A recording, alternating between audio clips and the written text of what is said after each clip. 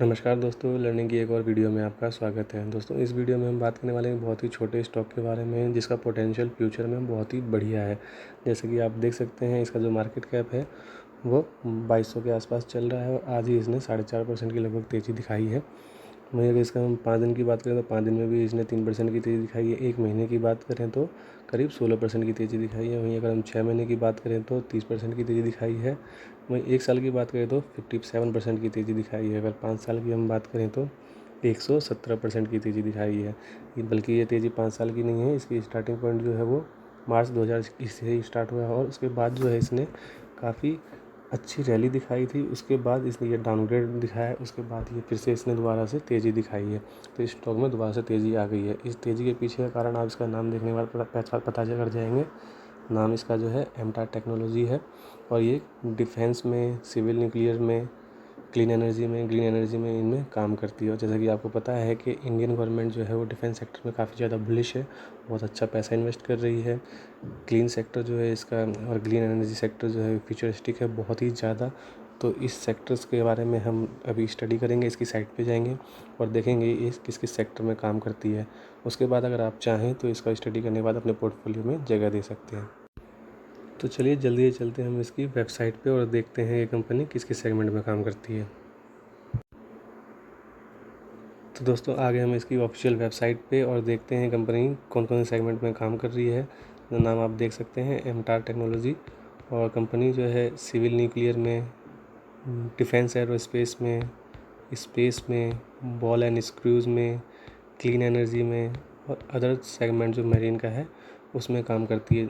इसके जो जितने सारे पिलर्स हैं, इसके जितने सारे सेगमेंट्स हैं फ्यूचरिस्टिक्स हैं और आने वाले टाइम में बहुत अच्छा रिटर्न देने के काम है। ये बिज़नेस जो है काफ़ी अच्छा ग्रोइंग हो सकता है, ग्रोइंग मोड में जा सकता है।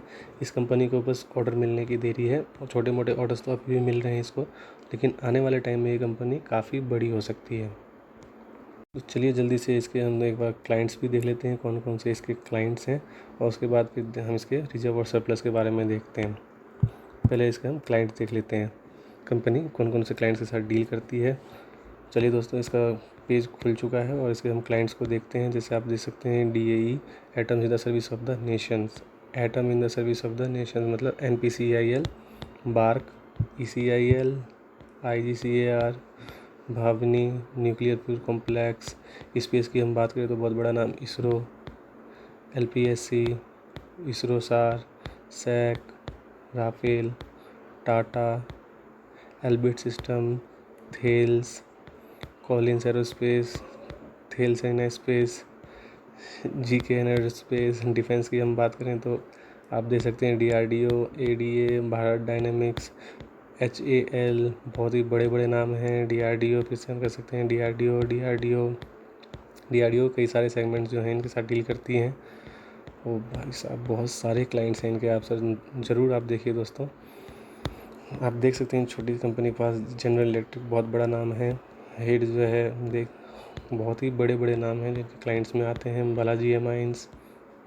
तो आप इस कंपनी को ज़रूर स्टडी करिए, इनकी वेबसाइट्स पे आइए और देखिए कंपनी जो है किस किस सेगमेंट में काम कर रही है, किस किस चीज़ में डील कर रही है, इनका जो विज़न है, मिशन है वो क्या क्या है, इनके मैनेजमेंट के बारे में देखिए और उसके बाद चाहें तो स्टडी करके इसको अपने पोर्टफोलियो में जगह दीजिए। तो जल्दी से हम इसके रिजर्व और सरप्लस को देख लेते हैं कि इसका जो बिज़नेस है वो कैसा चल रहा है। तो आगे हम इसके बैलेंस शीट पे और इसके रिजर्व और सरप्लस को देखते हैं हम। जो पहले चला करता था 206 करोड़ के आसपास, उसके बाद 198 हुआ, उसके बाद 486 करोड़ हुआ, उसके बाद ये बढ़कर 489 करोड़ हुआ और उसके बाद 590 करोड़ के आसपास हुआ।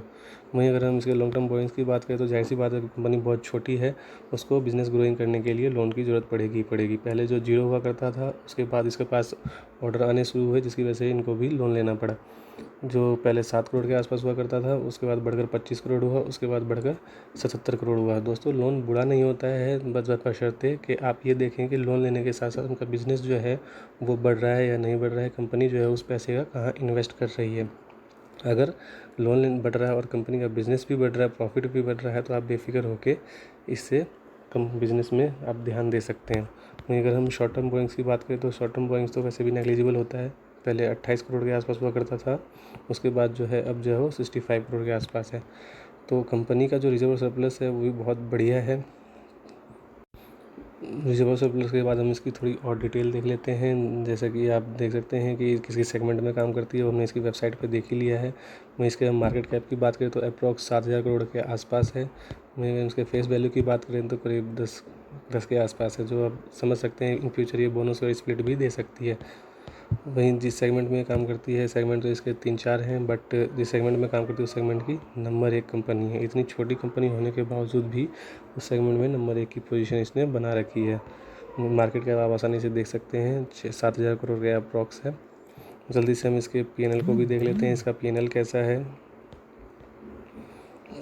इसका पीएनएल आप देख सकते हैं, पहले सेल्स जो इसकी होती थी 180 CR के आसपास होती थी, धीरे धीरे बढ़ते बढ़ते 3 हुई, 500 करोड़ के आसपास हुई। वहीं अगर हम इसके नेट प्रॉफिट की बात करें तो नेट प्रॉफिट पहले माइनस में चला करता था, पहले तो खैर कुछ भी नहीं था, माइनस में होते होते उसके बाद जो है इसने पॉजिटिव में आना शुरू किया। अब जो इसको जब बिज़नेस मिलने लग गया है तो आज की डेट में ये 46, 61, 104 करोड़ के आसपास का जो है इसने नेट प्रॉफिट रिकॉर्ड किया हुआ है। तो इसका बैलेंस शीट भी काफ़ी अच्छा है। वहीं इसके अगर हम शेयर होल्डिंग पैटर्न्स की बात करें तो वो भी हम जल्दी से देखते हैं वो कितना है। जैसे कि आप देख सकते हैं प्रमोटर जो है पहले 50% के आसपास हुआ करते थे, लेकिन वो धीरे धीरे घटते घटते 39% के अराउंड्स हैं। वहीं अगर हम FIS की बात करें तो आज की डेट में वो 4% के अराउंड है। DIS की बात करें तो 28% के अराउंड है, और पब्लिक की बात करें तो वो भी 28% के अराउंड है। तो डिसेंट शेयर होल्डिंग पैटर्न है। प्रमोटर ने ज़रूर अपना स्टेक कम किया हुआ है, बट ये बिज़नेस को बढ़ाने के पर्पज़ से उन्होंने किया। तो इन फ्यूचर अगर ये चाहें तो वापस अपने शेयर को बाय बैक भी कर सकते हैं। तो दोस्तों कंपनी जो है वो काफ़ी फ्यूचरिस्टिक है इसका बिज़नेस, और बहुत ही धांसू है। आप चाहें तो इसको स्टडी करके अपने पोर्टफोलियो में जगह दे सकते हैं। ये टोटली आपकी स्टडी के ऊपर डिपेंड करता है। मैं आपको इतना कह सकता हूँ कि ये कंपनी जो है आने वाले टाइम में बहुत अच्छी कैपेबिलिटी रखती है कि ये आपको बहुत फ्यूचर बैक और मल्टी बैक और रिटर्न आपको बना के दे सकती है, बशर्ते इसका भी जो बिज़नेस मॉडल है वो फ्यूचरिस्टिक के हिसाब से यूँ ही चलता रहे। तो दोस्तों इस वीडियो में इतना ही, मिलते हैं अगले वीडियो में एक नए शेयर के साथ।